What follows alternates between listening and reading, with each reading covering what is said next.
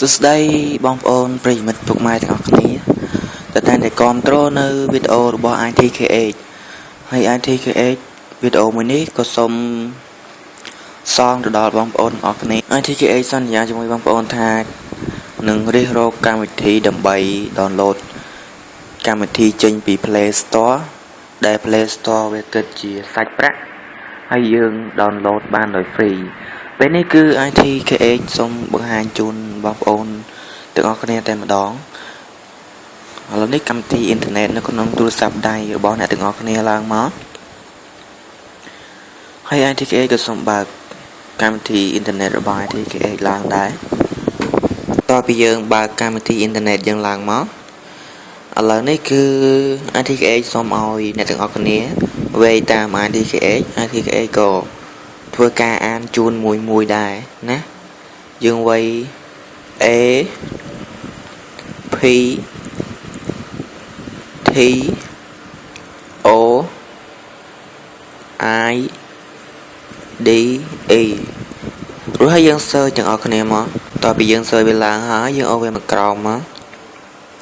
យើងរកពាក្យថា install now ណានេះមួយនេះអូខេមួយដែលខ្ញុំកំពុងតែអូសពីលើចុះឡើងហ្នឹងណាគឺចុចលើវាមក install now ហ្នឹងបន្ទាប់ពីយើងចុចវារួចហើយវានឹងឡើងមកបែបនេះវាមានលក្ខណៈបែបហ្នឹងឲ្យយើងតែម្ដងព្រោះយើងចុចយកពី install now តទៅទៀតនេះអក្សរពណ៌ខ្មៅនៅលើផ្ទាំង background ពីខាងក្រោយពណ៌សណានេះយើងចុចលើវាមកវានឹងឡើង starting download ឲ្យយើងណាតទៅពីយើងបាន download ហើយគឺវា page នេះយើងមិនខ្វល់ទេគឺវាយើងបាន download រួចហើយយើងអូសមកមើលនេះគឺវាកំពុងតែ download អាកម្មវិធីដែលយើងបាន download ចុចលើ download now ណា install now ណាគឺកម្មវិធី Aptitude ឈ្មោះមួយហ្នឹង Aptitude ឥឡូវមុននឹងវាដើរពេញខ្ញុំសូមបង្ហាញបងប្អូនបន្តិចសូមបងប្អូនចូលទៅកាន់ setting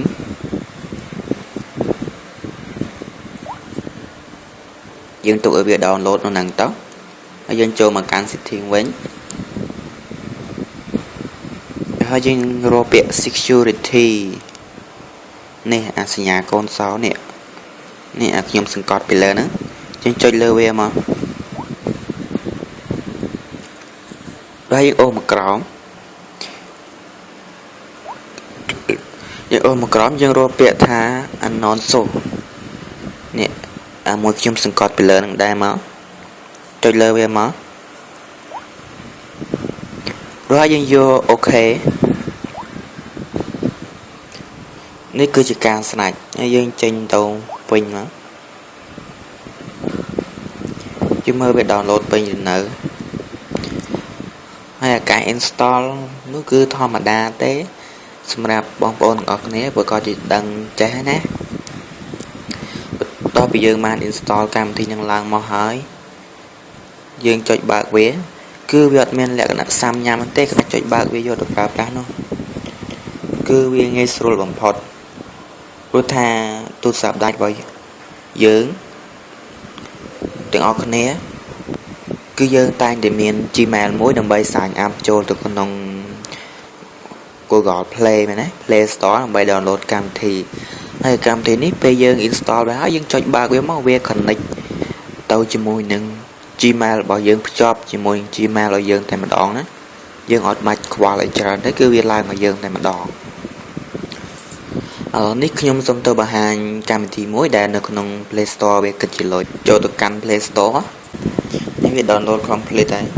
តែមិនតាន់អានសិនខ្ញុំសូមទៅបង្ហាញនៅក្នុង Play Store សិនចាំមើលវីដេអូខ្ញុំចប់ហើយចាំដំឡើងមកហើយអនុវត្តតែម្ដងឥឡូវខ្ញុំសូមបង្ហាញ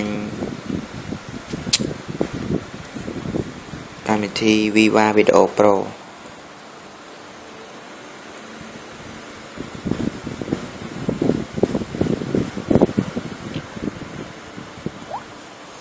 Viva Video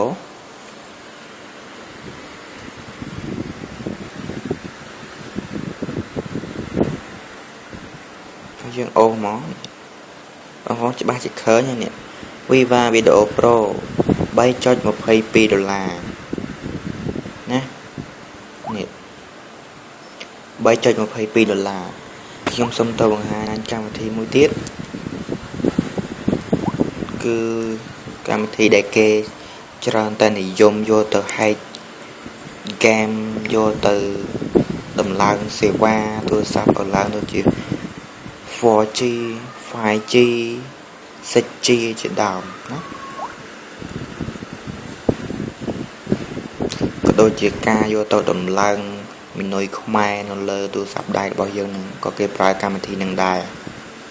នេះបងប្អូនប្រកាសជាឃើញនេះអានេះថ្លៃជាង Viva Video Pro មែនទៀតគឺ 3.29 ដុល្លារហើយខ្ញុំសូមបង្ហាញកម្មវិធីអំបញ្ញមួយទៀត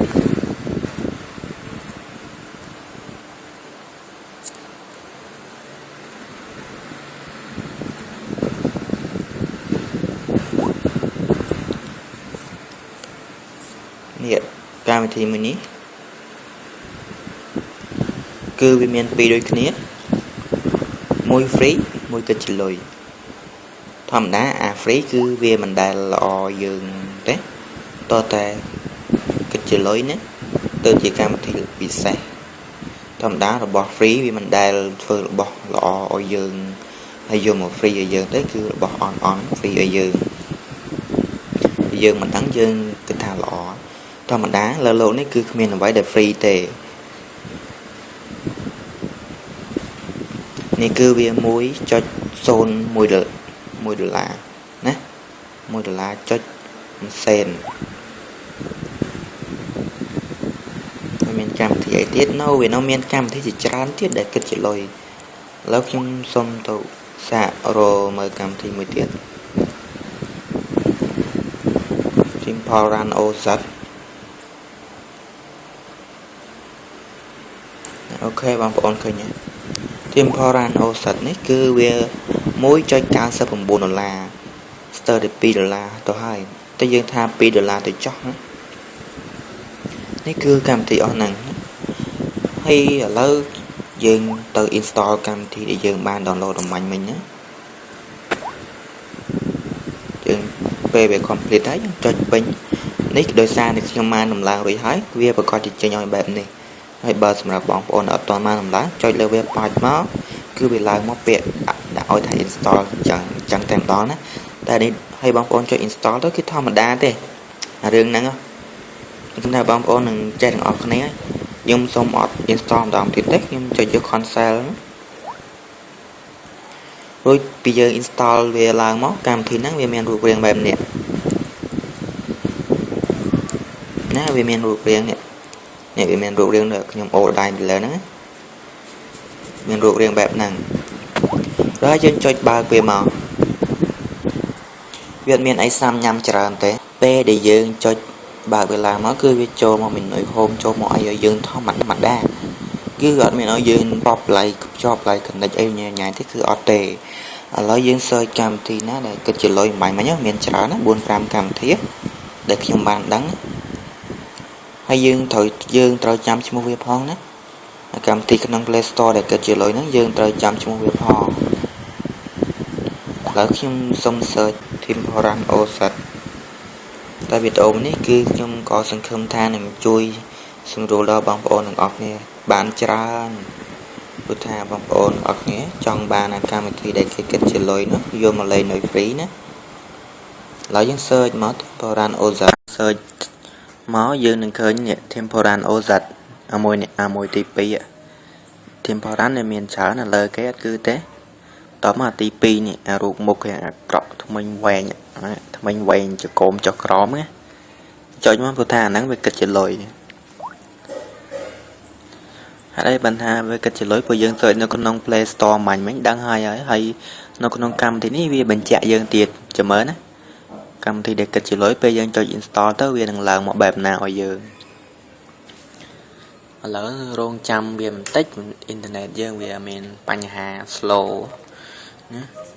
ន្ទាប់ពីវាឡើងមកអញ្ចឹងយើងចុចយកពាក្យ install ហ្នឹងហើយនៅក្នុងនេះខ្ញុំសូមបញ្ជាក់បន្តិចបន្ទាប់ពីមុន install ហ្នឹងគឺយើងអាចជ្រើសរើស version បានណាវាមាន version ច្រើនណានេះយើងអូនមកក្រោមមកហើយយើងរកពាក្យថា order version យើងចុចមក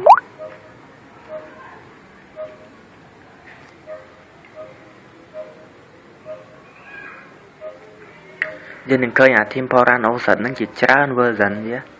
វា update ខុសៗគ្នាណាយើងមើលមកវាមានច្រើនណា update ខ្លះតាំងពី3ឆ្នាំមុនមាន version ច្រើនណា version វាមានច្រើននេះវាមានតាំងពី version ចាស់ឲ្យយើង 1.0.1 ណារហូតមកដល់ឥឡូវនេះគឺ last version របស់វា version ចុងក្រោយរបស់វាដែលវាទៅ update រាល់ថ្ងៃនេះគឺវាទៅតែ update 7 ខែនេះទេគឺ version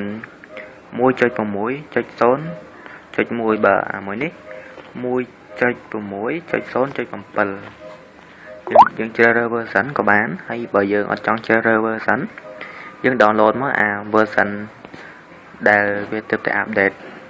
ឥឡូវនេះពើ7ខែហ្នឹងគឺ version 6 ចុចជាងហើយនេះយើងចុច install មកឥឡូវយើងសម្គាល់សូមបងប្អូនចំណាំកន្លែងហ្នឹងបន្តិចណាកម្មវិធីដែលគិតជាលុយក្នុង Play Store យើងចូលមក download ក្នុងកម្មវិធីនេះពេលយើងចុចយកពាក្យ install វាប្រកាសជាឡើងពាក្យថាមានពីរ search for trust app និងមានពាក្យថា process ណាបងប្អូនចុចយកពាក្យ process មកអាពាក្យឈៀងខាងស្ដាំហ្នឹងវានឹង starting download ឲ្យយើងវានឹង download កម្មវិធី game ដែលគិតជាលុយហ្នឹងឲ្យយើងណាកម្មវិធីអ្វីក៏ដោយតែគិតជាលុយគឺវាឡើងពាក្យ process ក៏ប៉ុន្តែក៏មានកម្មវិធីខ្លះដែរគឺចុចពី install ហ្នឹងទៅគឺវាអត់មានឡើងពាក្យឲ្យយើងជ្រើសរើសចុច process ឬក៏ពាក្យអីគេបំបាញ់មិញខ្ញុំអត់ចាំទេតែចាំតែពាក្យ process ហ្នឹងគឺបើវាឡើងមកអញ្ចឹងយើងចុចយកពាក្យ process តែបើវាអត់ឡើងមកអញ្ចឹងគឺវា start download ឲ្យយើងហើយកម្មវិធីនេះគឺបើអ៊ីនធឺណិតយើងដើរលឿនអ៊ីនធឺណិតខ្លាំង download គឺឆាប់ពេញហើយលក្ខណៈពិសេសរបស់វាបើយើងដាច់អ៊ីនធឺណិតឬក៏ទូរស័ព្ទយើងរលត់ក៏ដោយណាពេលយើងបើកមកវិញយើង search កម្មវិធីហ្នឹងដដែលយើងចុចជ្រើសរើសមក download កម្មវិធីហ្នឹងដដែលគឺវាតពីអ្វីដែលយើងបាន download រួចហើយហ្នឹងតទៅមុខទៀតគឺវាអត់សារដើមវិញដូច Play Store ឯងគឺវាល្អអញ្ចឹងហើយឥឡូវនេះគឺខ្ញុំសុំអត់ download វាទេព្រោះថាអត់មានអីពិបាកទេខ្ញុំបង្ហាញបងប្អូនអស់ហើយគឺខ្ញុំសុំខ្វែងព្រោះតែអ៊ីនធឺណិតខ្ញុំសោយផងដើរ slow តែអញ្ចឹងសូមជួយចុច subscribe channel ITKA របស់ខ្ញុំដើម្បីទទួលបានវីដេអូបង្រៀនខ្លីៗថ្មីបន្តទៀតតាក់ទងទៅនឹងអ្វីដែលល្អខ្ញុំដឹងខ្ញុំនឹងចែកជូនដល់បងប្អូនទាំងអស់គ្នាសូមអរគុណសម្រាប់ការតាមដានវីដេអូមួយនេះ